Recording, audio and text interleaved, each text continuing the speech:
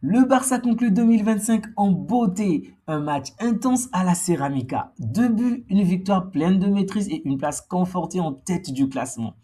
Voici comment Barcelone a dominé Villarreal aujourd'hui. Salut les amis, j'espère que vous allez bien. Désolé pour mon absence. Donc, j'ai soutenu récemment et par la grâce de Dieu, j'ai obtenu mon master sans aucun souci. Donc, il fallait vraiment que je puisse prendre du temps pour moi pour travailler sur mes projets. Aujourd'hui, nous allons parler de Barcelone face à Villarreal, comme vous l'avez certainement compris. Donc, on s'est imposé 2 buts à 0 à l'extérieur. Vous savez très bien que les matchs à la Ceramica ne sont jamais évidents. Ce n'est vraiment pas facile, même si la dernière fois que nous avons perdu contre cette équipe remonte à 2007, mais c'est toujours compliqué lorsqu'on joue là-bas. Et donc, l'ouverture du score s'est faite à la 12e minute. Rafinha se procure un penalty et il transforme avec un sang-froid pour donner l'avantage à Barcelone. Mais avant ce but, je tiens à signaler que nous avons galéré. Toute la première période était complexe jusqu'à la 39e minute. Donc, il est vrai que le but de Rafinha nous a permis de nous reposer un tout petit peu, mais l'adversaire s'est procuré les occasions les plus dangereuses de cette première période. En toute sincérité, si la première période se termine en faveur de Villarreal, ça n'aurait choqué personne. Ils ont eu énormément d'occasions. Je suis même choqué qu'aucun d'eux n'ait réussi à marquer en première période. Particulièrement Nicolas Pepe. C'était vraiment incompréhensible à mon sens parce que sans Juan Garcia, on aurait vraiment coulé dès la première période. Il est vrai que nous avons marqué à la 12e minute et que l'adversaire va se prendre un carton rouge à la 39e minute. Je crois qu'il a fait là.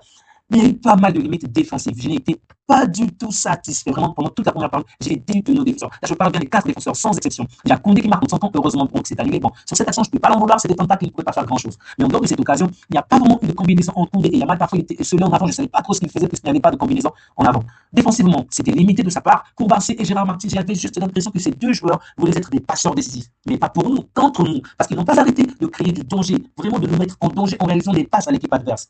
Baldé.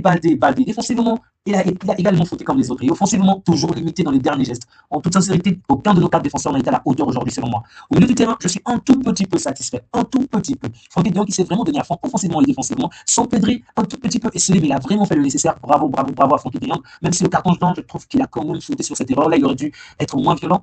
Mais bon, c'est le sport. Donc, De Jong qui a fait le nécessaire, mais ce n'est toujours pas à la hauteur. Vous savez de quelle manière j'aime ce joueur. Pour moi, c'est mon joueur préféré de cette équipe. Donc, si je parle de lui de cette manière, c'est parce que je sais de quoi il est capable. Je m'attends à ce que De Jong fasse mieux dans ce genre de match. Vraiment, j'espère qu'il va davantage s'améliorer lorsque Pedro ne sera pas là. Toutes les fois que Pedro ne sera pas là. Eric Garcia. Que dire de Eric Garcia? Combien de poumons a-t-il? Combien de cœurs a-t-il? Combien de pieds? Combien de souffles? Ce sont des questions que je me pose de la part d'Eric Garcia parce que ce n'est peut-être pas le joueur que vous allez voir dans le dernier mouvement, dans le dernier geste, mais il est tellement important au milieu. Il est tellement important pour cette équipe. Alors, merci à Eric Garcia parce qu'il est partout. Oui, de temps en temps, il commet des erreurs également. Ce n'est pas un humain. Mais au final, son impact dans le jeu est tellement immense. Vraiment, Eric Garcia est bluffant. Je suis satisfait de ce qu'il fait.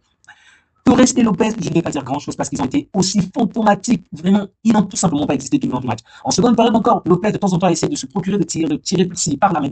Dans l'ensemble du match, ils n'ont pas été à la hauteur. Mais je ne peux pas les en vouloir parce que je pense que c'est le système adverse. C'est la manière dont l'équipe a bougé aujourd'hui qui a causé cela. Donc, aucun des deux n'a été à la hauteur aujourd'hui. Vraiment, c'était décevant.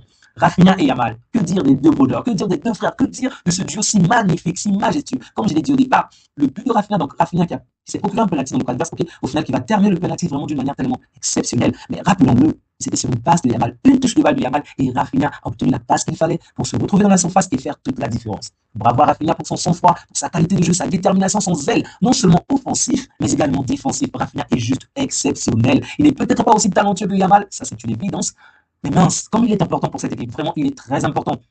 Yamal. Ah, Yamal. Que dire de Yamal?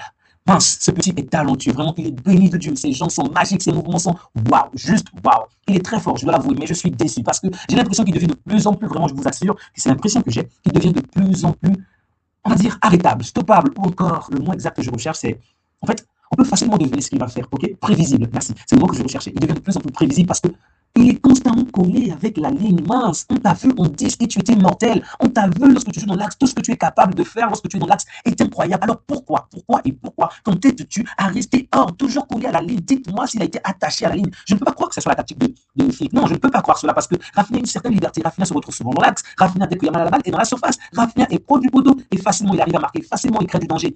Yamal, non, c'est vrai qu'il arrive à effacer les défenseurs, mais c'est parfois trop compliqué et parfois trop prévisible du mouvement ou du geste qu'il va faire au final. Il y a 2 ou 3 joueurs qui se retrouvent à côté de lui avant qu'il se retrouve dans la surface pour réaliser la passe décisive. Yamal, j'espère de tout cœur, vraiment de tout cœur, que tu vas revenir un tout petit peu plus dans l'axe parce que là, ça m'épuise tout simplement. Mais on a vu la différence lorsqu'il est venu dans l'axe, on a tous vu la différence. Il y avait beaucoup plus de danger, des tirs plus percutants et d'ailleurs le but qu'il marque dans la surface adverse, il n'était pas sur la ligne, il était dans la surface. Donc comme quoi, lorsqu'il est dans l'axe, lorsqu'il est au centre, lorsqu'il est un tout petit peu plus au centre, on va dire, il est plus dangereux. C'est juste plus dangereux, vraiment.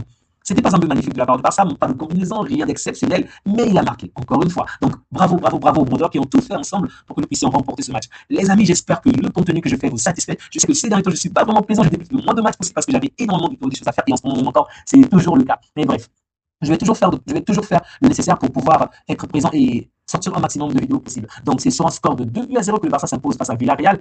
Donc, on va terminer cette année, on va terminer l'année 2025 toujours en étant en tête de la Liga alors que ça n'avait pas forcément très bien commencé pour nous, malgré de nombreux points physiques. Si tu veux des résumés comme celui-ci à chaque match du Barça, abonne-toi maintenant et rejoins la communauté. Victoire, maîtrise et leadership, le Barça termine 2025 en patron. Mais la vraie course commence en 2026. Donc, n'hésitez surtout pas à vous abonner pour plus d'analyses. Prenez soin de vous ainsi que des vôtres et que Dieu vous garde. Ciao!